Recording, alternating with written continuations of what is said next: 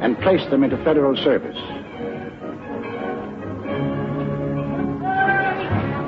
And most important, Congress passed the Selective Service Act. For the first time in our history, we began mobilizing an army while still at peace. The first number is serial number 158. This is the Army, Mr. Jones. No private room for telephone. You'll have breakfast in bed before, but you won't have it there anymore. The second number, which has just been drawn, is 192. This is the Army, Mr. Green. We like the barracks like a queen.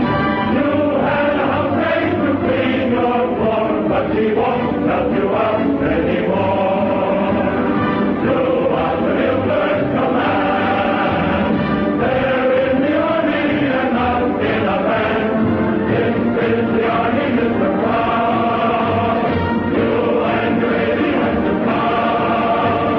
She had you worried, but this is war, and she won't worry you anymore. She won't worry you anymore.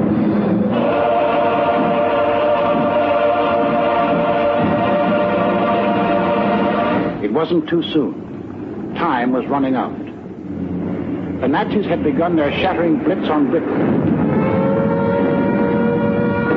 Hello, America. This is Edward Murrow speaking from London. There were more German planes over the coast of Britain today than at any time since the war began. Anti-aircraft guns were in action along the southeast coast today.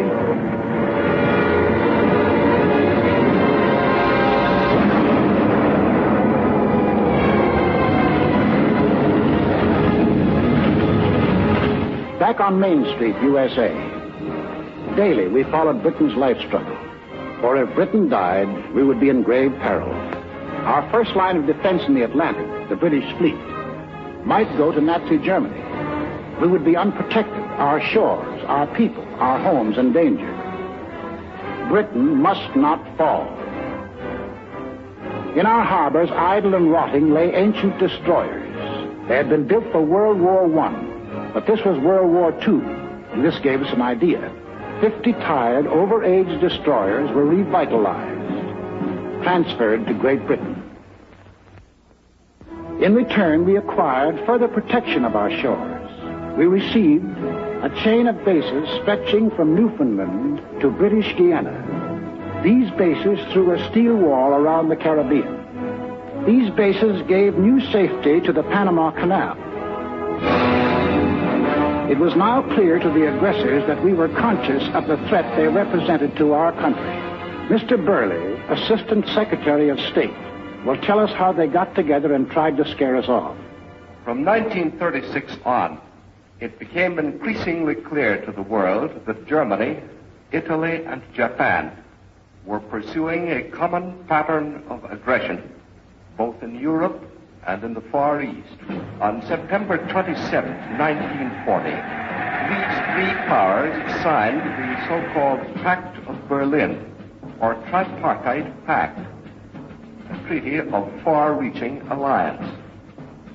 By that treaty, it was provided that the three countries would assist one another with all political, economic, and military means when one of the powers was attacked, note particularly the use of the word attacked, by a power not then involved in the European War or in the Chinese-Japanese conflict. The last of these provisions was aimed directly at the United States. Tokyo celebrated.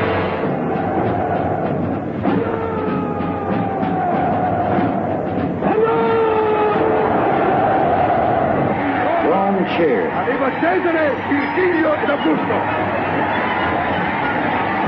Berlin hired itself forth.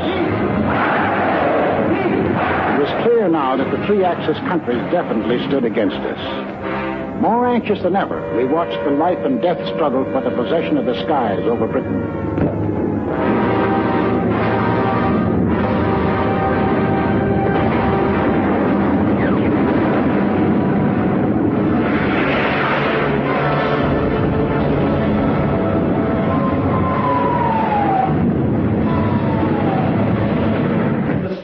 propaganda and confusion of recent months, it is now obvious that England is losing war.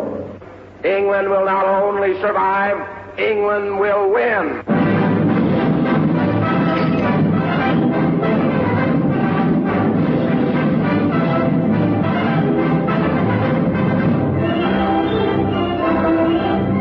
So, when we were asked, should we keep out of war or aid Britain even at the risk of war?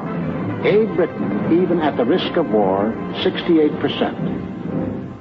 Thus, the march of conquest of the self-termed master races changed our national attitude from 1936, when only 1 out of 20 Americans thought we would be involved in war, to 1941, when 14 out of 20 Americans were willing to risk war if war was necessary to ensure Axis defeat.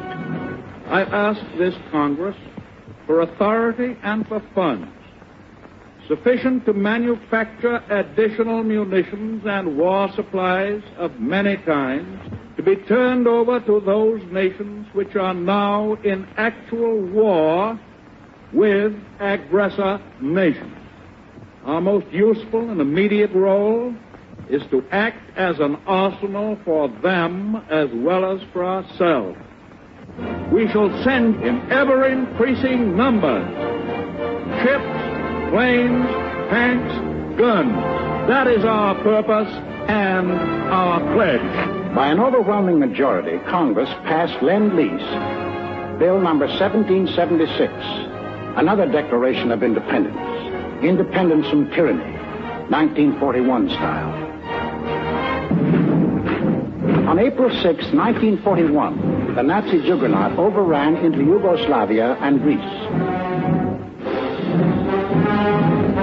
On June the 22nd, 1941, the success-crazy Nazis took their longest step toward world conquest. Without any declaration of war, they blitzed into Russia.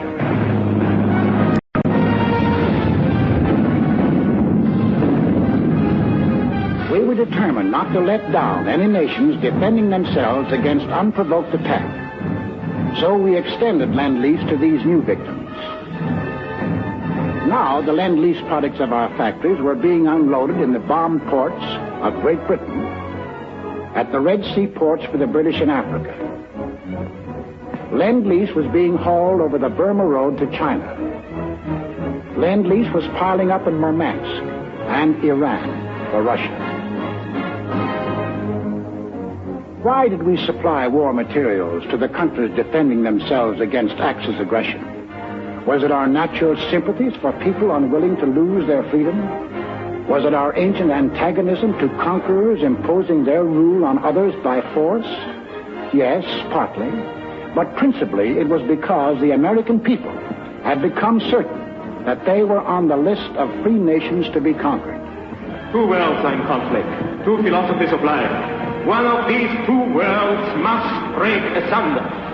And we were the leading example of that free world that Hitler was committed to breaking asunder. What would have been our defensive position if the aggressors had succeeded in conquering Britain, Russia, and China? German conquest of Europe and Africa would bring all their raw materials, plus their entire industrial development, under one control. Of the 2 billion people in the world, the Nazis would rule roughly 1/4, the 500 million people of Europe and Africa, forced into slavery to labor for Germany. German conquest of Russia would add the vast raw materials and the production facilities of another of the world's industrial areas. And of the world's people, another 200 million would be added to the Nazi labor pile. Japanese conquest of the Orient would pour into their factory the almost unlimited resources of that area. And of the peoples of the earth, 1,000 million would come under their rule, slaves for their industrial machine. We in North and South America would be left with the raw materials of 3/10 of the Earth's surface against the Axis with the resources of 7/10. We would have one industrial region against their 3 industrial regions. we would have 1/8 of the world's population against their 7/8. If we, together with the other nations of North and South America, could mobilize 30 million fully equipped men, the Axis could mobilize 200 million. Thus, an Axis victory in Europe and Asia would leave us alone and virtually surrounded, facing enemies 10 times stronger than ourselves. These are the reasons that led us, the American people, to change the Neutrality Act, to send aid to Britain, to Russia, to China, to make ourselves the arsenal of democracy. These are the reasons why now the first American troops set forth into the Atlantic to occupy new bases in Greenland and Iceland with the consent of their local governments. In our hands, bases of defense. In Nazi hands, bases of offense.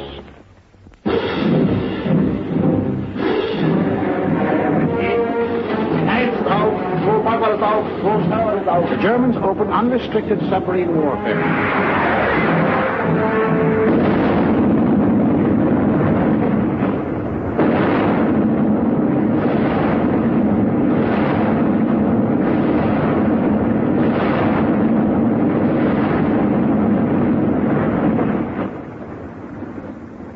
If today our Navy should make secure the seas for the delivery of our munitions to Great Britain, it will render as great a service to our country and to the preservation of American freedom as it has ever rendered in all its glorious history.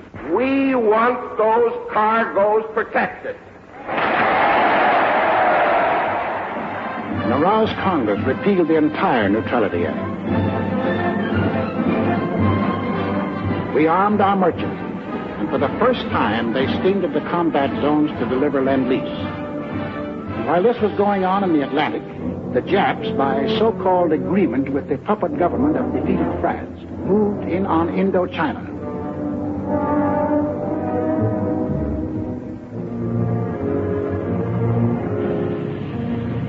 There were now only two threats to their plan for conquest of Greater East Asia. First was their northern neighbor, Russia, the only military power within striking distance of Japan. The Nazis were taking care of Russia. The second threat to Japanese conquest was us. Japanese southward expansion was too dangerous to attempt with our bases still standing in the Philippines and our supply lines open to Wake, to Midway, and to Hawaii. We were in their way. We had to be removed. It is the Japanese way. Off to Washington went Special Ambassador Curaçao on what the Japs said was a mission of peace, but carefully synchronized with his departure from Tokyo was the departure of a Jap task force under sealed orders, not on a mission of peace. On November 14th, Mr. Curaçao arrived in San Francisco, smiling his toothy smile as he sang the old song of Japanese friendship. The Japanese were a peace-loving people. Their whole policy was devoted to the establishment of permanent peace in Asia. Our aid to China was delaying the establishment of that peace. Our refusal to sell them oil and scrap was interfering with the establishment of that peace. Our objections to their taking over the East Indies, Greater East Asia, was an interruption in the establishment of that peace. All they wanted was peace. On November 17th, Mr. Curaçao and Japanese Ambassador Nomura were received by the President in the presence of the Secretary of State, Cordell Hull. It very quickly became clear that the Japanese had brought no new proposals and that the Japanese intended to continue their campaign to conquer China and all East Asia. However, on November 26th, our Secretary of State presented the Japanese with the basis for peaceful agreement between the two nations. The proposal was forwarded to Tokyo. The Japs had to stall for time, but only a short time. The task force was nearing its goal. Sunday, December 7th, 1941.